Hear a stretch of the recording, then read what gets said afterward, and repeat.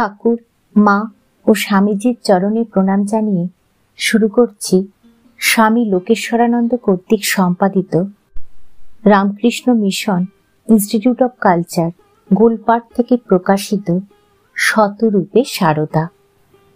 আজ পাঠ করব লোকজননী। লিখেছেন প্রব্রাজিকা বেদান্ত প্রাণা, শ্রী সারদা মঠ, দক্ষিণেশ্বর।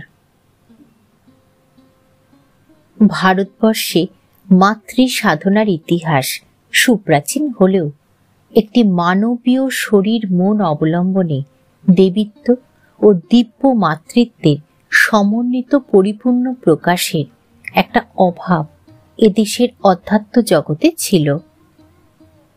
জাগতিক মাতার স্নেহ মূর্তির সঙ্গে জগদীশ্বরীর মানুষ কল্পনাকে মিলিয়ে নেওয়ার কোথাও ছিল একটু অস্বাচ্ছন্দ্য। অষ্টাদশ শতকে রামপ্রসাদ, কমলাকান্ত প্রভৃতি শাক্ত সাধকের গানে আত্মা শক্তির সহজ বর্ণনা প্রকাশ পেলেও দেবী কল্পনার দেবী থেকে গিয়েছিলেন, হয়ে ওঠেননি মর্তের ধূলি ধূসরিতা জননী। ভারতবর্ষ তথা জগতের ইতিহাসে সেই অভাব প্রথম পূর্ণ হয় শ্রী রামকৃষ্ণের সহধর্মিণী সারদা দেবীর আবির্ভাবে। মাতৃভাবের সঙ্গে মিশে আছে মানুষের শৈশব সংস্কার। নিষ্কলুষ, একান্ত স্বার্থ গন্ধহীন, উচ্চ মানবিক, অতি শুদ্ধ এই সম্বন্ধ। জগতের বহু পরিবর্তনও পারেনি সেই ভাবকে কলুষিত করতে। পদে পদে সাধু এই মাতা সন্তান সম্বন্ধ। এই ভাব আশ্রয় করে মানুষ সাধন পথেও অগ্রসর হতে চায়। সে পথে তার সকল প্রকার দৈহিক মানসিক দুর্বলতা ও দোষ রাশি উপেক্ষা করে জননী স্নেহে আদরে সন্তানকে গ্রহণ করবেন। এ ছিল এক বহু লালিত সাধক স্বপ্ন। ছোট শিশু জানতে চায় না তার মায়ের কত ঐশ্বর্য, তাই ঐশ্বর্যের লেশ পর্যন্ত লুপ্ত করে রক্ত মাংসের দেহ ধারণ করে এ যুগের দেবী অবতীর্ণা। শ্রীরামকৃষ্ণের হিন্দু শাস্ত্র ঘোষিত তন্ত্র, বৈষ্ণব, বেদান্তাদি সকল মতের সাধনা এবং হিন্দু ধর্ম বহির্ভূত খ্রিস্ট ও ইসলাম ধর্ম সাধনা যেমন উদার সমন্বয়বাদের পরিচায়ক, অপরদিকে নিজ জীবনে শুদ্ধ সন্তান ভাব নির্বাচনে ও সংরক্ষণে তার আগ্রহ বিশেষ একটি ভাব প্রাধান্যেরও সূচনা করে। তিনি দৃষ্টান্ত স্থাপনের জন্য নানা ভাব আশ্রয়ে সাধনা করেছেন, তবু প্রথম থেকে শেষ পর্যন্ত তিনি ছিলেন জগদম্বার বালক। নিজেও বলেছেন, আমি তার ছেলে, আমি চিরকাল বালক, দাস আমি, সন্তান আমি। এর উপরেই তিনি গুরুত্ব আরোপ করেছেন। অদ্বৈতভাবে সাধনের অধিকারী মুষ্টিমেয়। ভক্তিযোগ যুগধর্ম, অপরপক্ষে বৈষ্ণব ধর্মের কান্তাভাবে সাধনা অথবা তন্ত্রের বামাচার, উভয় পথই এ যুগের দুর্বল মানবের পক্ষে আয়ত্ত করা কঠিন। ওইসব ভাব একান্ত পরিশুদ্ধ অন্তঃকরণ ভিন্ন অনুশীলনযোগ্যও নয়। শুধু সাধনার পথ নয়, সাধনের শুদ্ধ ভাব রক্ষারও একটা সামাজিক দায়িত্ব আছে এ যুগের জন্য। তাই শ্রী রামকৃষ্ণ দেবের শুদ্ধ সন্তান ভাবের প্রতিষ্ঠা। তার আপন শক্তির ভূমিকাও এবার তাই সম্পূর্ণ ভিন্ন। প্রত্যেক যুগে ভারতবর্ষে অবতারগণের বাস্তব জীবন যত সজীব হয়ে মানবকুল আকর্ষণ করেছে, মাতৃরূপে ঠিক তেমনই আকর্ষণকারিণী কোনো সজীব প্রতিমা আমরা পাইনি। এ যুগে এক অতি উচ্চ প্রেমবন্ধে জননীর আসনে সমাসীনা শ্রীরামকৃষ্ণ শক্তি। শ্রী মায়ের মধ্যে এই মাতৃভাবের প্রথম উন্মেষ হয়েছিল, সম্ভবত তারও অগোচরে। অতি শৈশবেই তাকে দেখা যায় পরম ভালোবাসায় ছোট ভাই বোনদের দেখাশোনা করতে। দুর্ভিক্ষপীড়িত মানুষের পাতে অন্ন পরিবেশিত হলে সেই বালিকা অবস্থাতেই তিনি পাখা করেছেন গরম খাবার ঠান্ডা করার জন্য। কারণ নির্দেশের প্রয়োজন হয়নি। জগৎজননীর মানবী রূপের মধ্যে যে অভূতপূর্ব মাতৃ স্নেহের প্রকাশ দেখে ভবিষ্যতে মানুষ বিস্মিত হবে, ক্ষুদ্র বালিকার ওই সেবা মূর্তির মধ্যে তারই স্ফুটনোন্মুখ প্রকাশ। মাতৃত্বের আকুতি সারদা দেবীর জ্ঞাতসারে কবে তার মধ্যে প্রথম দেখা দেয় বলা কঠিন। তবে আমরা দেখি কামারপুকুরে ও দক্ষিণেশ্বরে শ্রীরামকৃষ্ণের দিব্য সান্নিধ্যে থাকাকালীন সারদা দেবীর অন্তর মা ডাক শোনার জন্য ব্যাকুল হয়ে উঠেছিল। শ্রীরামকৃষ্ণ জানতেন যে তার এবারের লীলায় তার শক্তির ভূমিকা হবে লোকজননী রূপে। তাই দক্ষিণেশ্বরে একদিন মাতৃ হৃদয়ের সেই আরতি স্বীয় অন্তর্যামিত্বের গুণে উপলব্ধি করে শ্রীরামকৃষ্ণ তাকে আশ্বাস দিয়ে বলেছিলেন, তোমার ভাবনা কিসের? তোমায় এমন সব রত্ন ছেলে দিয়ে যাব, মাথা কেটে তপিস্যে করেও মানুষে পায় না। পরে দেখবে এত ছেলে তোমায় মা বলে ডাকবে, তোমার সামলানো ভার হয়ে উঠবে।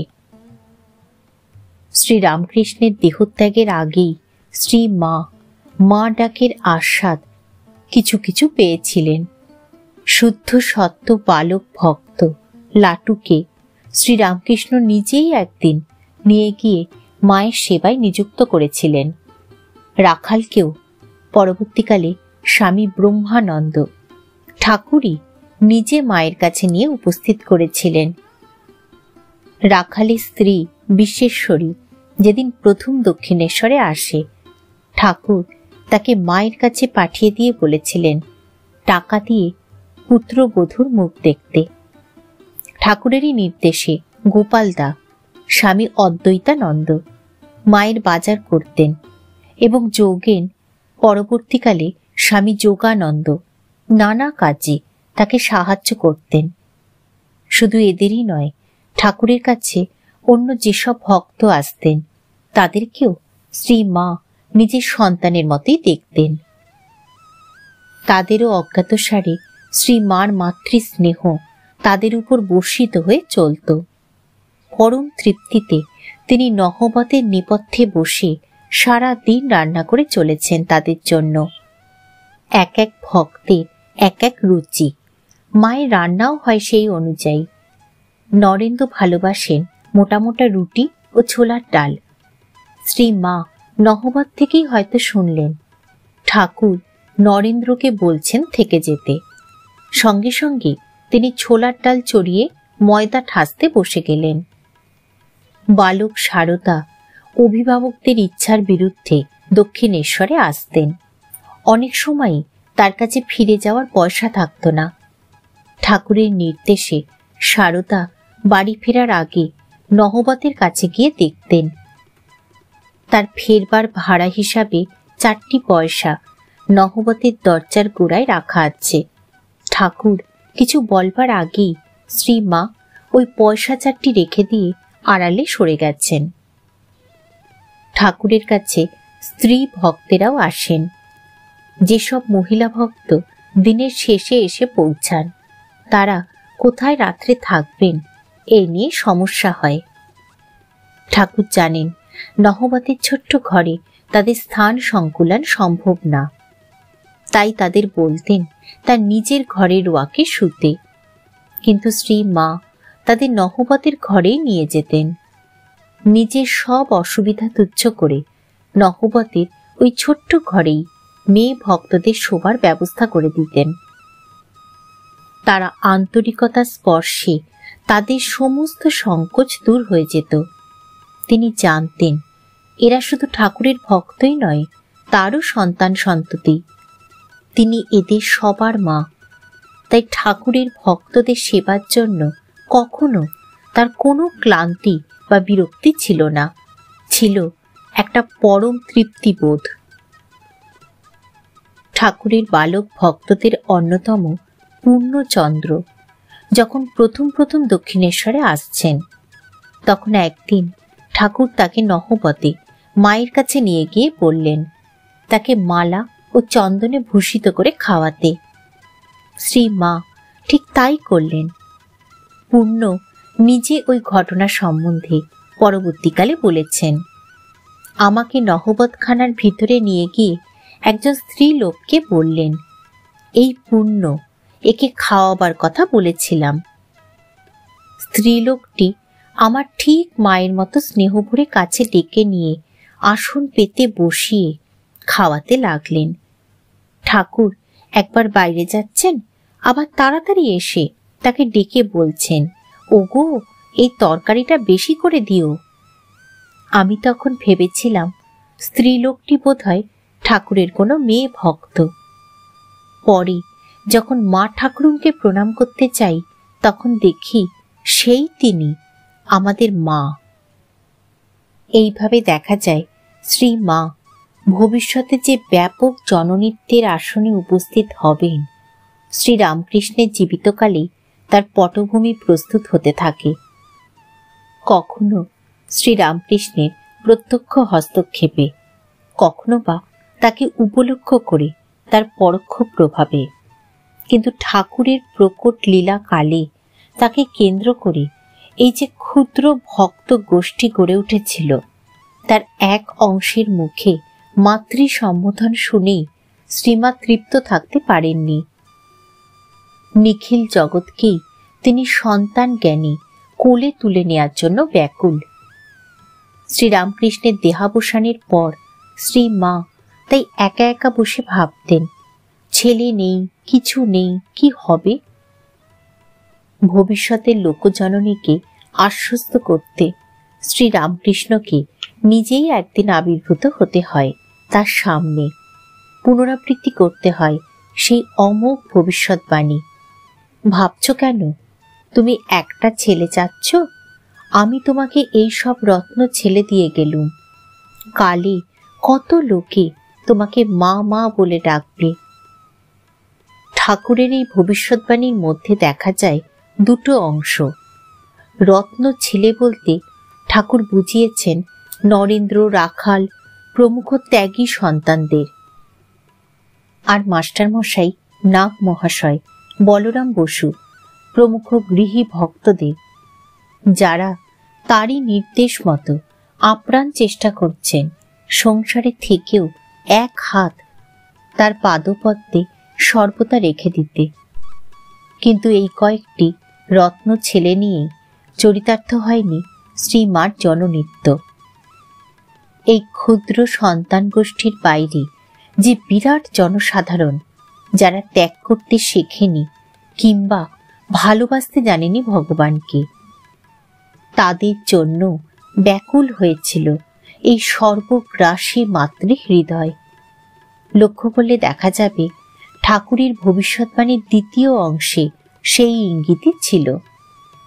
শুদ্ধ সত্য ভগবত ভক্ত গুটিকতক রত্নতুল্য আধারকে নিয়ে যে মাতৃত্বের শুভ সূচনা, ত্যাগী, গৃহী, পাপী, পুণ্যবান নির্বিশেষে, জাতি, ধর্ম, বর্ণ, দেশ নির্বিচারে জগতে সব মানুষকে অভয় আশ্রয় দিয়ে হবে সেই মাতৃত্বের পরিপূর্তি।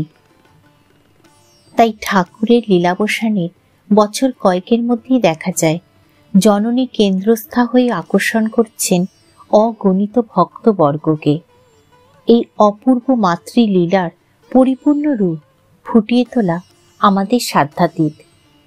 কয়েকটি বিক্ষিপ্ত চিত্রের মাধ্যমে এর আংশিক আস্বাদ গ্রহণের চেষ্টাই আমরা শুধু করতে পারি। গিরিশ ঘোষ গেছেন জয়রামবাটিতে। কলকাতায় যিনি দেশবরেণ্য নট এবং নাট্যকার, জয়রামবাটিতে মাতৃ সান্নিধ্যে তার সম্পূর্ণ আলাদা রূপ, যেন ছোট্ট একটি ছেলে। মায়ের স্নেহের আস্বাদে সদা তৃপ্ত। গ্রামে দুধ পাওয়া যায় না, অথচ মা জানেন গিরিশবাবু ভোরে উঠেই চা খান। তাই শ্রী মা নিজে খোঁজ করে অন্যের কাছ থেকে ছেলের চায়ের জন্য দুধ নিয়ে আসেন। গিরিশবাবু লক্ষ্য করেন তার বিছানার চাদর প্রতিদিনই ধপধপে সাদা। কে প্রতিদিন তার চাদর কেচে দেয়? একদিন দেখলেন শ্রী মা নিজে পুকুর ঘাটে বসে সাবান দিয়ে তার চাদর কাচছেন। জয়রামবাটিতে গিরিশ একদিন মাকে প্রশ্ন করেছিলেন, তুমি কিরকম মা?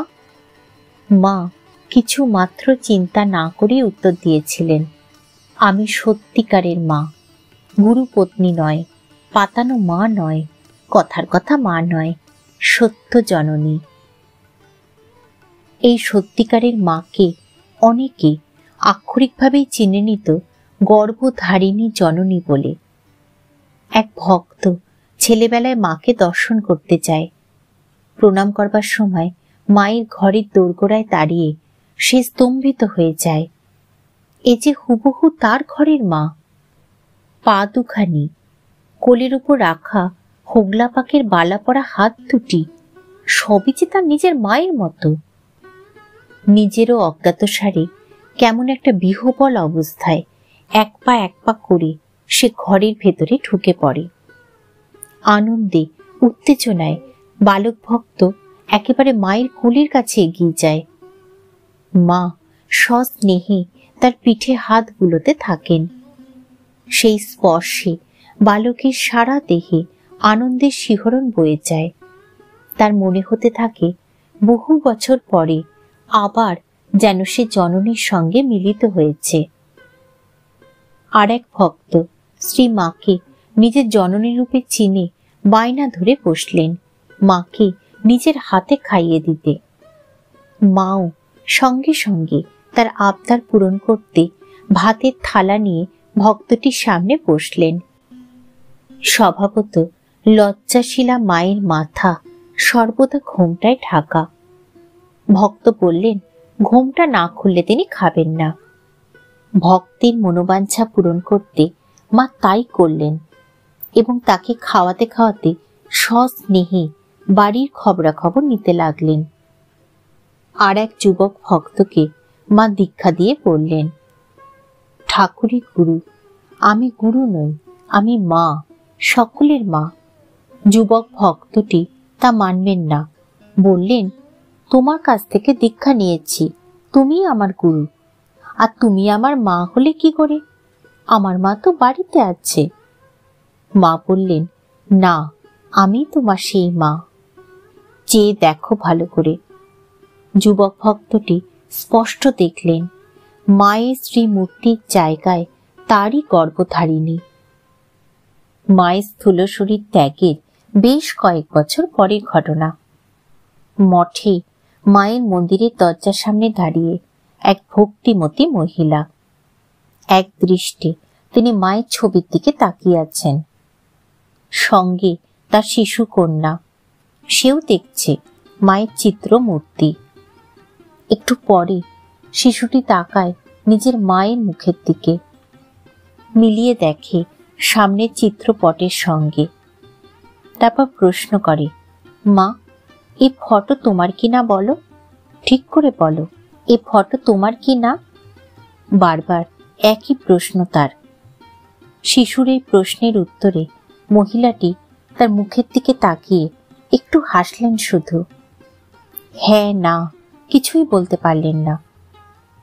ঘটনাটি বর্ণনা করে স্বামী সারদেশানন্দ মন্তব্য করেছেন, শিশুর স্বচ্ছ দৃষ্টিতে সত্যই সত্য উদ্ভাসিত। এই মাই তো সকল মায়ের অন্তরে। মায়ের স্নেহ দৃষ্টিতে কি ছিল কে জানে, যাহার দিকে চাহিয়াছেন সেই বশীভূত হইয়াছে। সন্তানের মতো এখনো দেখিতেছি তাহার চিত্রপটের দিকে চাহিয়া। ওই দৃষ্টির সম্মুখে মানুষ আত্মহারা হইয়া পড়ে, যেমন নিজ জননীর প্রতিচ্ছবি দেখিয়া।